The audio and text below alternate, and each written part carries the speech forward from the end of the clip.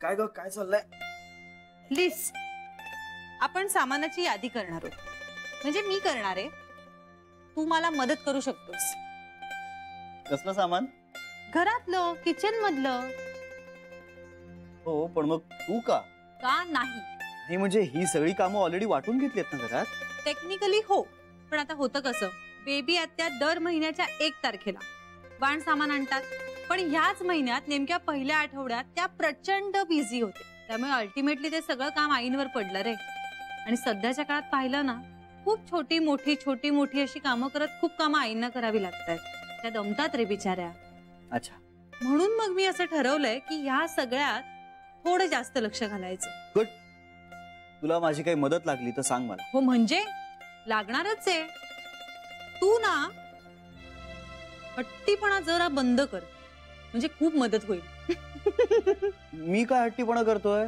मग आईंनी स्वयंपाक करायचा हा हट्ट नाहीये का? नाही. श्री, आपल्या घरात खूप माणसं असतात, लोकांचं येणं जाणं असतं. बरं, ड्रायव्हर काका आहेत, माळी बुवा आहेत, नाही म्हटलं तरी खूप माणसं होतात रे. मग जर का आपण बाई ठेवली तर काय बिघडेल? आईना थोडी मदतच होईल ना, आराम मिळेल थोडा. नाही होणार जानवी, ऐक माझं. अगं मी आईला ओळखतो, मला मान्य आहे की आता या सगळ्या कामांमुळे ती थोडीशी दमतीये, मान्य.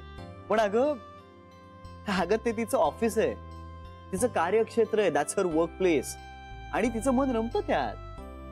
Janvi, she'll get lost. अगं जेवतानाचा आपल्या चेहऱ्यावरचा आनंद, समाधान हे सगळं बघणं हे तिला तिचं यश वाटतं. आता हे सगळं जर दुसरीच कोणी बाई करायला लागली तर सेन्स ऑफ अचीवमेंट जाईल तिच्यातलं. अरे पण श्री, तशा सगळ्याच जणी आळीपाळीने स्वयंपाक करतात, म्हणजे आईंच्या स्वयंपाकाची टर्न नाहीये असं बरेचदा होतं ना. पण तरीही सगळ्या जणी तिकडेच फिरत असतात. आईचं तर असं बारीक लक्ष असतं सगळ्यांवर, सूचना चालू असतात, तिची मतं असतात, सगळं चालू असतं. म्हणजे बेसिकली ना ती त्या सगळ्या स्वयंपाकघरातल्या प्रोसेसमध्ये इन्व्हॉल्व्ह असते. आणि तिची ही इन्व्हॉल्वमेंट आता काढून घेणं मला तरी चुकीचं वाटतं. आणि मुळात ना आता आई त्या बाईंना सळो की पळो करून सोडेल. हे बघ श्री, आज ना उद्या हे होणारच आहे ना. जानवी, अगं आईच्या हातून आता किचन काढून घेणं ही फार मोठी चूक असेल. ती स्वतःला निरुपयोगी समजायला लागेल, आयडेंटिटी क्रायसिस होईल तिला. आणि म्हणूनच जानवी, मी आईच्या हातच्या स्वयंपाकाचं कायम कौतुक करतो आणि रादर इन्सिस्ट करतो की मला तिच्याच हातचं खायचंय. आणि मला खरंच जेन्युइनली आवडतं ते. बरोबर आहे तुझं श्री, मी कधीच हा विचार नाही केला रे.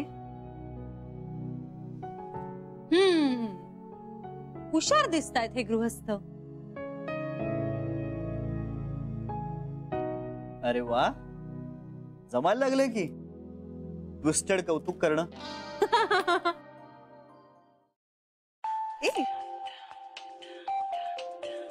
पिंट्या, एक 2 मिनिट. हो, घे ना. हॅलो ताई, ताई कशी आहेस? मी मजेत आहे. तू सांग, इतक्या रात्री कसा काय फोन केलास? सहज बोलायला. अरे वा, मग बोला बंधुराज, बोला. अगं काही नाही, म्हटलं ना असाच फोन केला. अरे हो, मग बोल ना. नाही झालं, तुझा आवाज ऐकायचा होता फक्त. ए पिंट्या, काय झालंय? काही झालंय का? असा का करतोयस तू? बोल ना. हॅलो हॅलो पिंट्या, ए काय रे? अगं काहीच नाही तसं, तू भेटली नाहीस ना बऱ्याच दिवसात, म्हणून. हो, मी येते 1-2 दिवसात तुला भेटायला, पण तू आता बोल ना. अगं काही नाही, ताईडा सहज फोन केला होता. चल, रात्र पण खूप झाली आहे, मी फोन ठेवतो, नंतर बोलू आपण. बाय.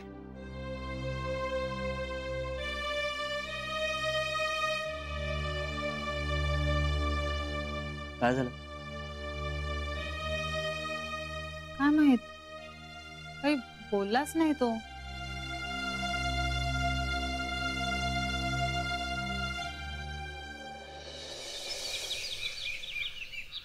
अगं वीणा, मी फार काही केलं नाही ग. तुझी जिद्द, तुझी चिकाटी, तू परिस्थितीतून मार्ग काढलास, मी फक्त दाखवला तुला. अगं, माझंच कौतुक करणार आहेस का मलाही तुझं कौतुक करायचं चान्स देणार आहेस? ये ना, ये नक्की ये. कधीही ये ग, मी घरीच असते आता. ये बाय. चहा. हा, थँक्यू. येजी, आज सकाळी सकाळी तुझ्या कुठल्या फॅनचा फोन आला होता? अरे आपली वीणा रे. कोण? नाही, बहुतेक तुला माहिती नाहीये. बस सांगते तुला. आपल्या जिद्दीवर माणूस कुठून कुठे पोहोचू शकतो याचं उत्तम उदाहरण आहे ही मुलगी. आपल्या गोखले गृहोद्योग मध्ये एक बाई होत्या. मोठं कुटुंब, आर्थिक अडचण. नवरा काय करायचा माहित नाही, पण तो नसायचाच. एकदा या बाई आपल्या 17-18 वर्षाच्या मुलीला घेऊन माझ्याकडे आल्या. म्हणाल्या, हिला काम द्या. मी त्या मुलीशी बोलले, तिची चौकशी केली आणि लक्षात आलं, फार हुशार मुलगी आहे. नुकतीच 12वी झाली होती. PCB ग्रुप मध्ये तिला 95% मार्क होते. बाप रे. गव्हर्नमेंट मेडिकल कॉलेजमध्ये ऍडमिशन मिळू शकत होती तिला. पण आई तिच्या शिक्षणाचा खर्च करू शकत नव्हती. घरची हलाखीची परिस्थिती. शिक्षण तर सोडाच, हिलाच कामाला जुंपायला निघाली होती आई. मग मी त्यांना समजावलं. म्हटलं, हिचं शिक्षण थांबवू नका. हिच्या शिक्षणाचा खर्च मी करते, वरची आर्थिक मदतही करते. पण ह्या मुलीचं शिक्षण थांबवणं मोठी चूक ठरेल. नशिबानं त्या बाईंनी माझं ऐकलं तरी, नाहीतर काय करणार होतो आपण. पण या मुलीनं मन लावून शिकली. ती मोठी गायनकॉलॉजिस्ट झाली. बऱ्याचदा भेटायला यायची मला, आताच जमत नाही तिला. आयजी, अगं मग आमच्या लग्नाला बोलवायचंच ना त्यांना. बोलावलं होतं, पण त्याच वेळी तिला कुठल्या तरी कॉन्फरन्स मध्ये अमेरिकेला पेपर वाचायला जायचं होतं. अरे वा. क्रेडिटेबल आहे. कसं असतं ना, म्हणजे एखाद्याकडे टॅलेंट आहे पण पैसाच नाहीये. आणि काही लोक असतात ज्यांच्याकडे खूप पैसा असतो पण त्याचा योग्य वापर कसा करायचा हेच बरेचदा कळत नाही त्यांना. अगदी खरं बोललीस. वीणानं मात्र आपल्या हुशारीचं चीज केलं. म्हणूनच आपल्याला जमेल तेव्हा, जमेल तशी गरजू विद्यार्थ्यांना मदत करावी. आपला पैसा याहून जास्त सन्मार्गी लागूच शकत नाही बघ. आज येणार आहे ती भेटायला. जमलं तर या ना तुम्ही सुद्धा. आईची, त्यांची येण्याची वेळ कळवाल, मी नक्की यायचा प्रयत्न करेन. ए बरं, चला मी निघते. आज आमच्या बॉसचेही बॉस येणार आहेत, त्यामुळे मला लवकर जायला हवं. तू येतोयस का? हो, मी येतोय. आलो. गाडीपाशी थांब, मी 1-5 मिनिटात आलो. हो, आईची येते. आयजी, या सुद्धा फाईल जरा बघून घे ना. आता या कशाला आणखीन? कशाला वगैरे काही नाही, मी सांगतोय ना, प्लीज बघ. चल, मी येऊ. Okay, bye bye bye bye. स्वस्थ बसून देणार नाहीत बघ.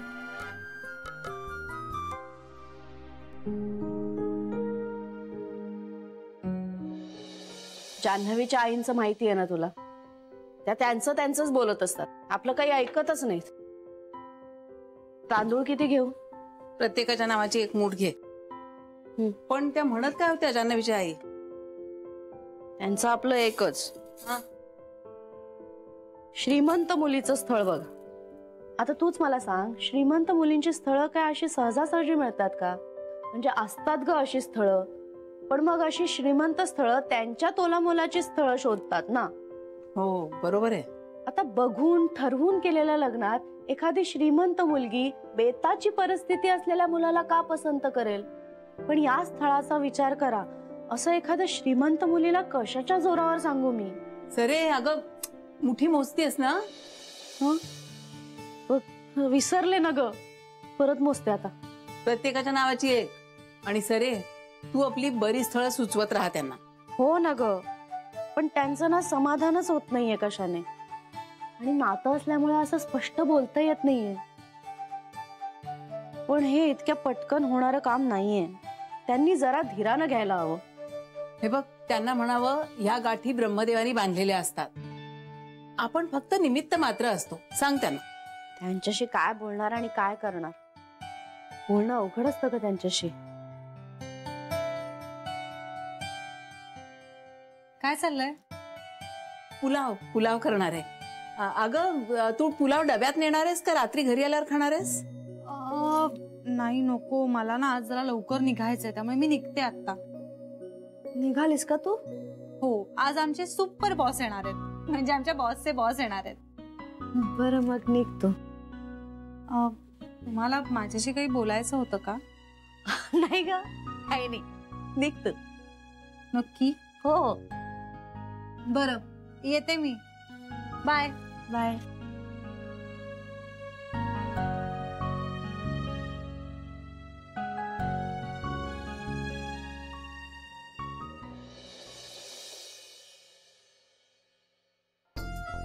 अहो साहेब, राहू दे ना, मी करतो ना. काही नको, मीच करतो. तुम्ही सगळे गुड फॉर नथिंग आहात. साहेब राहू दे ना, करतो ना मी. अजिबात नको. सर. सर आहोत, काय करताय तुम्ही? कुठे जान्हवी? जान्हवीचा आवाज येतोय. सर मी आहे मागे मागे. जान्हवी. जान्हवी ताई, तूच सांग आता. सर या ना खाली. अहो काय करताय तुम्ही हे? काही नाही जान्हवी, जेव्हा गाढव त्याचं काम करणं बंद करतं तेव्हा घोड्याला गाढवाचं काम करावं लागतं, आणि तेच मी करतोय.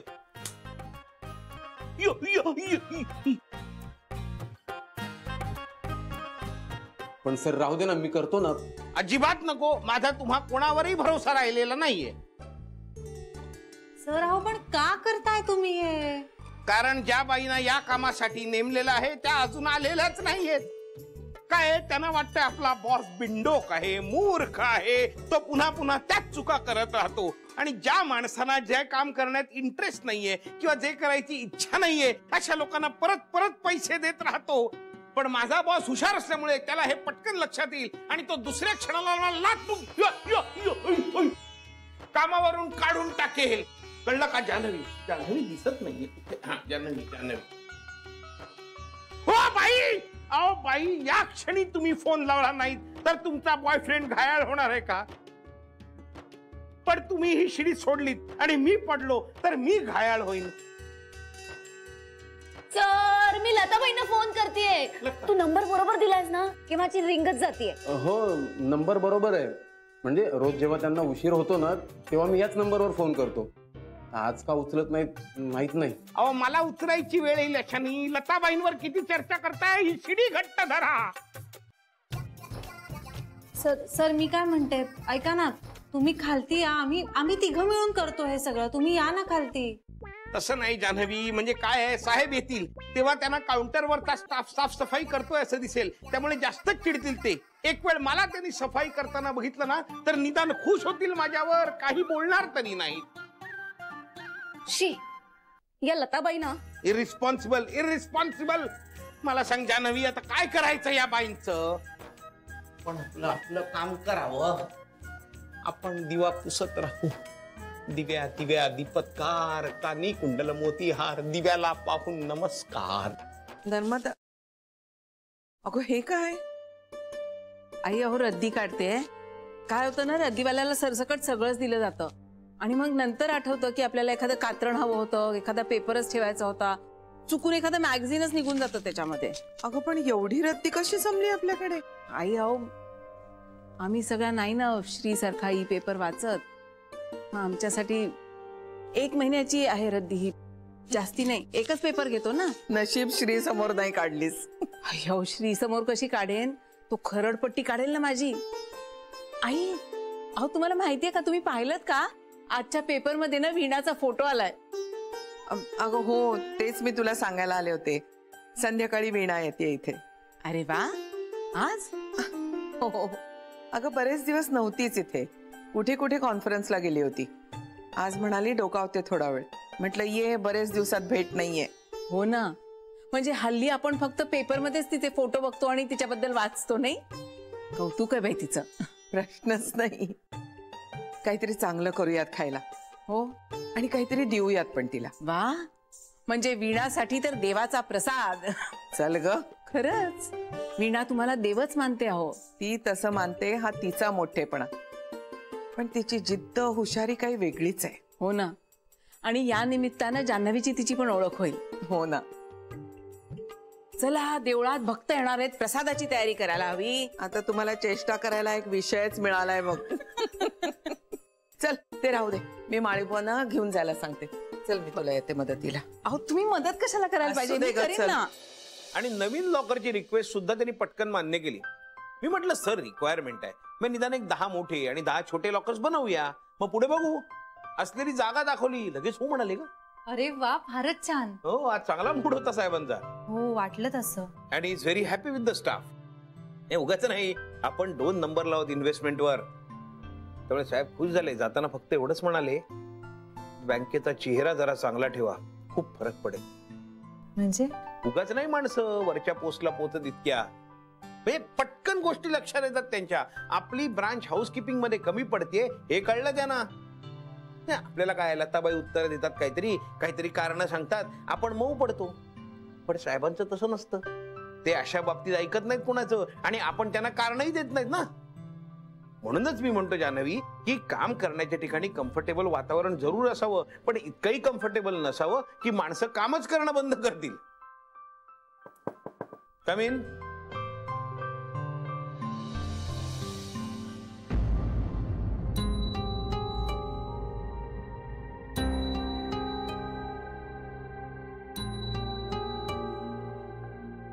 या या या लताबाई या.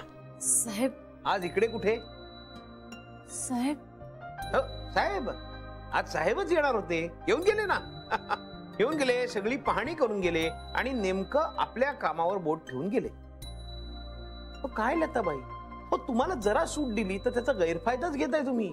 आज इतका महत्वाचा दिवस होता, आज तुम्ही सकाळी येऊन आपलं काम करून टाकायला नको होतं का? पण साहेब, आज मोठे साहेब येणार आहेत माहित नव्हतं मला. काय संबंध आहे तुम्हाला माहित असण्याचा? काय फरक पडणार होता त्यांनी? का मोठे साहेब येणार आहेत म्हणून खुर्च्या पुसायला तुम्ही घरनं पैठणी आणणार होतात? तुम्ही तुमच्या वेळेला या, तुमचं काम करा, झालं. ही बँक आहे, किती काय कचरा असतोय का? रेल्वे स्टेशन किंवा गार्डन नाहीये ना, खाण्यापिण्याच्या गोष्टी सांडल्यात. बँकेत कचरा असतो म्हणजे काय? कागदाचे कप्पे असतात, स्टेपलरच्या पिना असतात, यू पिन असतात, बस. अरे एवढंही तुम्हाला करता येत नाही? हे बघा, इतकी वर्ष तुम्ही आमच्या बरोबर काम केलं कारण तुम्ही विश्वासू होतात, तुम्ही काम उत्तम करत होतात, तुम्ही वेळेवर येत होतात.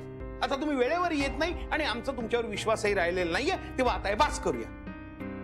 नाही साहेब, मी उद्यापासून येईन वेळेवर. नाही, नको लताबाई, नको. आता या बोलण्यात काही अर्थ नाहीये. आता महिन्याचे 8 दिवस उरलेले आहेत, तेवढे 8 दिवस तुम्ही काम करा आणि मग राहू द्या. आम्ही पुढच्या महिन्यापासून दुसरा कोणीतरी गरजू माणूस बघतो. साहेब, साहेब एकदा येईन वेळेवर. लताबाई, इट्स फायनल, निघा तू.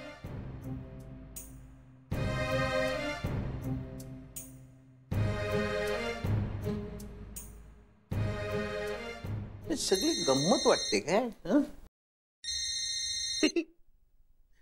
स्मितुडी, कशी आहेस ग बबडा? किती वेळाने फोन केलास तू? वेट लागायची पाळी आली होती मला. मला सांग बबडा, तू काय बँकेत कॅमेरा बसवलास का ग? साहेब गेले तर तुला कसं कळलं? लबाड. हो, साहेबांची मीटिंग ना फर्स्ट क्लास झाली. साहेब खुश झाले. मला ना म्हणजे तुझे आई वडील आले होते ना बघायला आपल्या घरी, तेव्हा मला अगदी म्हणजे तेव्हाची आठवण झाली. म्हणजे तीच हुरहुर, म्हणजे ते त्यांना इम्प्रेस करण्याची तीच धडपड आणि त्यात केलेल्या गंमत चिरचुका. तुला आठवतात की नाही? आठवणारच. आपल्या मनाच्या तारा जुळलेल्या आहेत बबडा. म्हणजे काय? तारा जुळले आहेत, तंबोरा आणि तंबोऱ्या खालची गादी.